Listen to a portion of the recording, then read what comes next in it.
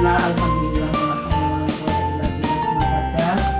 pada yang kami hormati Ibu Eliswani dan keluarga, yang kami hormati segenap pengurus alumni D2 2004 dan juga semua anggota alumni D2 2004 yang kami cintai dan kami banggakan. Puji syukur kita panjatkan kehadirat Allah atas karunia-Nya sehingga pada siang hari ini kita masih diberikan nikmat sehat dan juga kesempatan untuk menghadiri pertemuan rutin D2 alumni 2004 tanpa halangan suatu apapun. Salam serta salam tak lupa kita sanjungan kepada junjungan kita Nabi Agung Muhammad SAW yang senantiasa kita harapkan syafaatnya. Yang pertama kami ucapkan terima kasih yang sebesar-besarnya kepada Ibu Eliswani sekeluarga yang sudah memberikan pasugatan sing katanya tadi tidak bisa peranan ini penggali ini merenening wes komplit kaya ngene sih kurang apa malih nggih matur nuwun sangat mudah-mudahan apa yang sudah diberikan Bu Edi sekeluarga diberi imbalan yang setimpal oleh Tuhan Yang Maha Esa dan kehadiran kita tercatat sebagai amal ibadah di hadapan Allah Subhanahu wa taala. Kemudian monggo kita selalu bersyukur atas nikmat Allah Subhanahu wa taala karena kita masih diberikan kesempatan dan kesehatan untuk selalu bisa bertemu. Karena ada yang punya kesempatan tapi tidak sehat sehingga tidak bisa hadir. Punya kesehatan tapi tidak punya kesempatan karena sebuah kesibukan tidak bisa hadir. Karena hidup kita sudah beruntung, kita termasuk orang-orang yang bejo beruntung, karena kita sudah diberikan waktu, kesempatan, iso weruh kanca kancane itu. Kalau bagi saya sendiri Bu, nek kumpul kancane niku rasane ke pikirane ke fresh, atine ke seneng ya Mbak Tiza. Mane Mbak Tiza juga bilang, nyoke ora iso nganu menentukan saiki iso apa ora pas hari hanya ya karena kesibukan karena pekerjaan itu. Jadi kita maklumi siapapun yang tidak bisa hadir kita maklumi tapi kita doakan mudah-mudahan selalu sehat. Jadi tetap ada kesempatan suatu saat bisa bertemu, bisa bersilaturahmi seperti itu. Nah, kaitannya dengan perkumpulan ini monggo tetap diteruskan, tetap aktif nggih. Berapapun orangnya kita ini nggih. Saya mungkin saya tukang cerewet nang grup. Ayo mangkat iki kan padahal malah cok saya tidak bisa berangkat. Tapi kan paling tidak nggih, paling tidak nyemangati. Ono Selalu berangkat lah. Ono sing nyemangati nggih seperti itu. Nah, karena kalau kita sudah istilahnya sudah dipanggil oleh Allah, innalillahi wa inna ilaihi raji'un. Mudah-mudahan tidak dalam waktu dekat ini nggih. Siapa yang mau mendoakan adalah orang-orang terdekat kita, orang yang biasa kita silaturahmi ini. Insya Allah panjenengan semuanya yang biasa berkomunikasi, oh kae ya Allah ya kita doakan bareng-bareng. Ya kita ini. Nah, maka dari itu meskipun ada beberapa teman kita yang tidak pernah aktif, kalau pas beliaunya ada istilahnya duwe kagungan kerso, kalau kita ada kesempatan ya tetap kita salim. Coba nek salim kira-kira putrane jenengan nek salim itu ditempelkan di mana ininya? Tangannya. Cocok mriki. Itu Bandung. Nah, mulai sekarang diarahkan Bu. Jadi apa teng mriki, apa teng pipi tapi di sini. Tutup, dicium. Nggih. Dicium. Seperti ini misalkan anak itu di sini ya sayang ya. Nah, seperti itu. Kok ambulan? Lah. Iya. Kita sini masih aja dulu ya itu ingusnya gitu. Mbak. Kayak anak kayak ingusan dulu. Ya, yang mengawali anak untuk belajar sopan santun. Anak bisa diajarkan mengenai konsep dan pentingnya sopan santun sejak dini. Ini ternyata itu 1,5 tahun kita sudah dari keluarga itu kita bisa membiasakan anak untuk bersikap sopan terhadap orang tua, kepada saudara-saudaranya seperti itu. Pada usia ini umumnya anak sudah dapat memahami bahwa orang lain juga memiliki perasaan seperti yang ia rasakan. Berikut ini adalah beberapa cara mengajarkan anak sopan santun. Yang pertama, ajarkan etika dasar. Nah, ini etika dasarnya. Bunda bisa mulai mengajarkan sopan santun kepada anak, yakni dengan mengucapkan tolong, terima kasih, minta maaf ketika melakukan kesalahan. Nah, itu juga diawali dari orang tua. Anak itu kan peniru yang ulung, peniru yang hebat. Dia itu bisa melakukan sesuatu kalau kita juga menjadi teladan yang baik. Tidak ngomong matur nuwun ta, ngomong minta tolong ta, jangan seperti itu, tapi ajarkan bagaimana ketika anak itu harus minta tolong kepada temannya atau kepada orang tuanya, kepada saudaranya di rumah, teman-temannya di sekolahan. Ketika kita memberi barang, ketika dia memberi barang kepada kita juga harus mengucapkan terima kasih ya sayang ya. Jadi suatu saat dia juga akan meniru omongan kita. Jadi hanya dengan pembiasaan, tidak dengan teori. Nek bocah nek di teori tok orang masah tidak masuk di otak. Orang kita sebagai yang sudah tua saja nek teori tok mumet sih. Lebih baik sih langsung praktek seperti itu. Nah, kemudian mungkin ini butuh waktu hingga anak bisa secara otomatis mengingatkan, tapi karena kita biasakan berulang-ulang setiap hari, itu akan menjadi sebuah kebiasaan. Jadi tetap ajarkan dengan penuh kesabaran.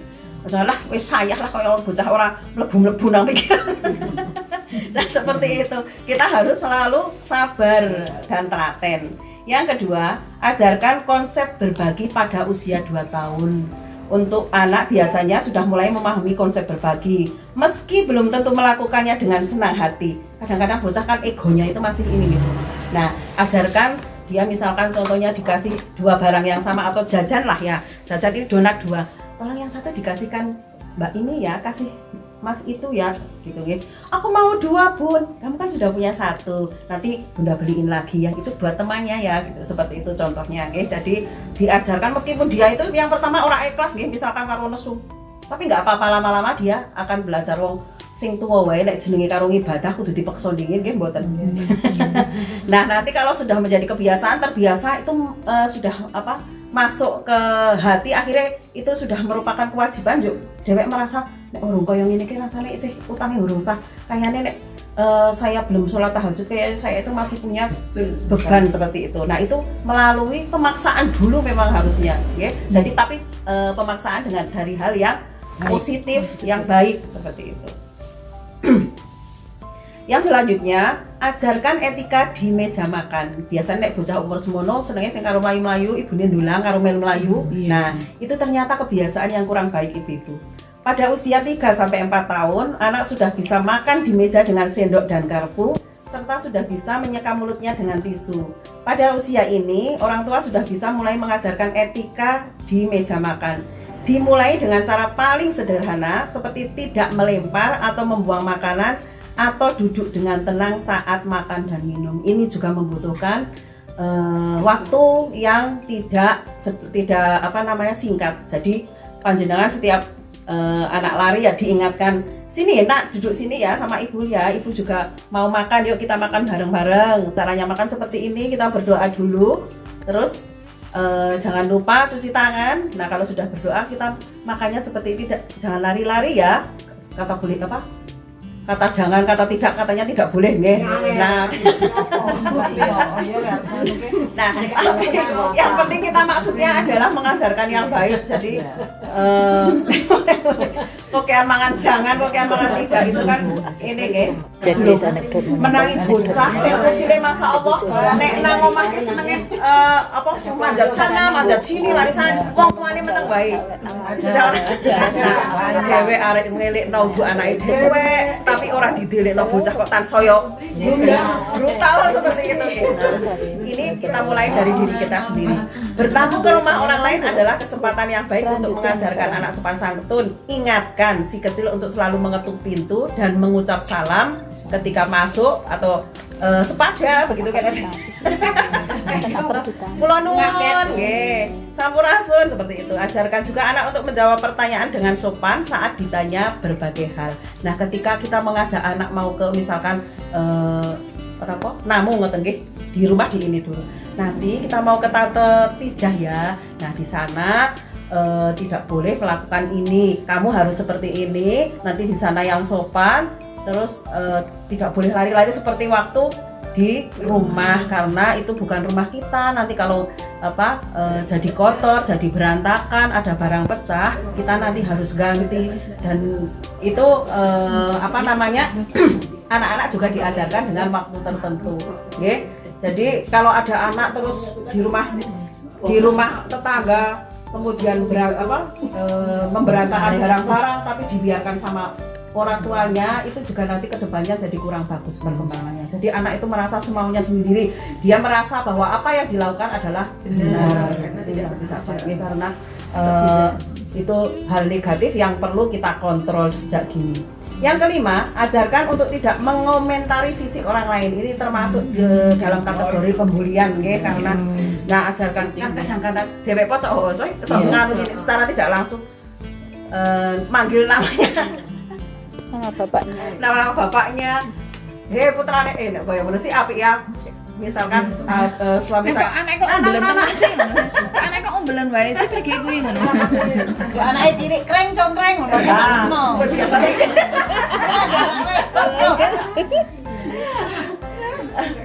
kecuali misalkan apa komentarnya yang baik, kamu kok langsing seperti itu, aku pengen jah seperti nah itu kan bagus nih. Bocah kok jeleknya,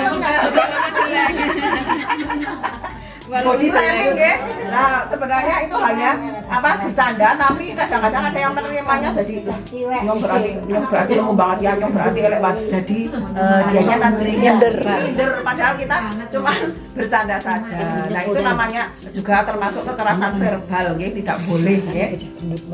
Terutama jika tidak diminta karena mungkin dapat menyakiti perasaannya. Ini maksudnya kalau lihat anak yang tidak sewajarnya dia misalkan ada autis atau ada kekurangan di mentalnya atau di fisiknya, kok tangannya buntung misalkan jangan sampai ini pokoknya kamu jangan mengomentari teman kamu kalau misalkan teman kamu ada kekurangan, karena ciptaan Allah itu berbeda-beda, tidak semua orang itu diciptakan sempurna, semuanya ada kekurangan dan ada kelebihannya. Kalau dia tidak punya kaki atau tangan pasti dia punya kelebihan yang lain. Jadi kamu tidak boleh mengomentari dengan hal-hal yang negatif, dengan kata-kata yang negatif, karena itu akan menyakitkan hati orang yang mendengarnya, orang yang diberikan kata-kata kasar tersebut.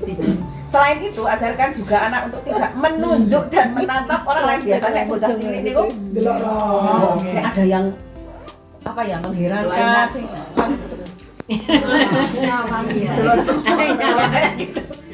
Yang dewasa pun ada, Bu, saya pernah lihat gitu. Boleh aku delok dong apa nyok apa nih kan kita jadi salah tingkah ya. Ada juga apa. Nah itu ternyata juga tidak Menata syarat tajam ya, Bu. Nggih. Apalagi kalau melihatnya sambil gini ya, Bu. Boleh sakit hatiku gitu. Orang tua bisa menceritakan bahwa ada orang-orang yang memerlukan cara khusus untuk berkomunikasi. Misalnya tunarungu yang menggunakan bahasa isyarat. Selain mengajarkan sopan santun, ini juga membantu mengajarkan anak untuk belas kasihan. Jadi ada empatinya seperti itu nih.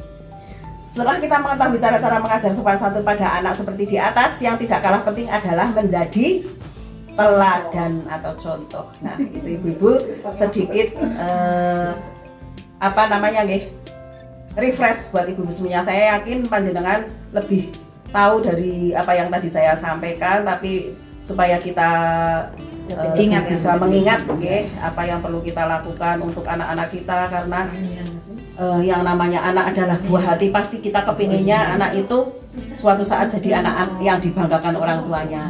Tapi setiap orang tua itu pasti punya kebanggaan. Jadi ojo misalkan ada teman kita yang posting di sosmed gitu, anaknya gelem maju nang anu diposting, paling maju pamer, kayak tidak usah dikomentari seperti itu, karena setiap orang tua itu pasti bangga dengan pencapaian anaknya sekecil apapun. Jadi ketika panjenengan ngajar di kelas, nah ini perlu diperhatikan semuanya. Misalkan jenengan moto, jangan salah satu anak tok sing difoto. Iya, semuanya. Soalnya nanti orang tua begitu, kayak sing difoto kayak si anak inyong ora, pasti seperti itu terjadi. Karena saya sudah pernah ngalami seperti ini, Bu. Jadi pada saat kelulusan anak itu kan foto satu-satu. Tak posting kabeh nang Facebook, dilalah orang siji sing keri, Bu.